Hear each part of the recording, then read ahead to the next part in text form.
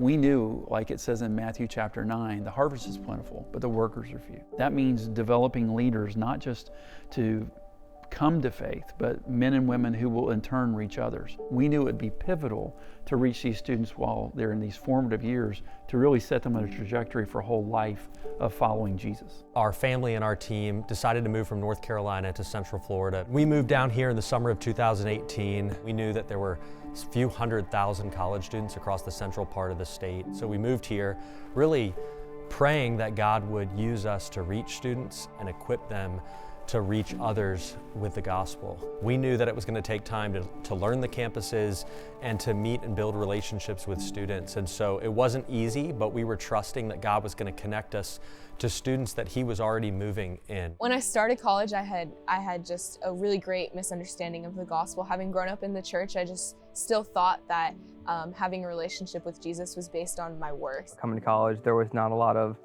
particular interest in Christianity.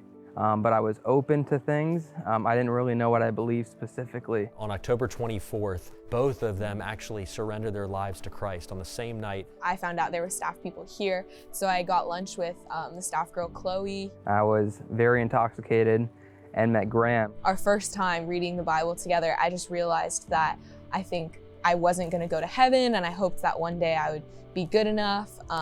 And that was just a really clear misunderstanding of the gospel. He shared the gospel with me multiple times. I prayed for the first time. I walked away feeling different, not knowing what it was. I'm just really thankful for Campus Outreach and the way that God has used it to save me and to teach me about Himself and grow me in that way. From there, things just got better. We've watched Craig's life transformed by the gospel and Maddie's life radically altered by the gospel, and to see them grow in their faith and now have a heart to want to reach others really is just a powerful testimony of God's work in the lives of our students. It's such a unique time in our life of becoming who you actually are. I just see the value in college students being invested in because they're at that point in their life.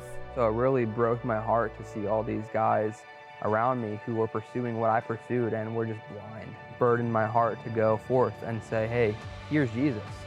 Here's what He can do. Here's what He has done. I think I'm just excited to see Him continue to do that in my life through being on staff, but also see that happen in other students' hearts. It's a really exciting opportunity to be a part of, for God to do anything, to send people to other states and other nations. I'm just excited to be obedient and just let Him use me in that way.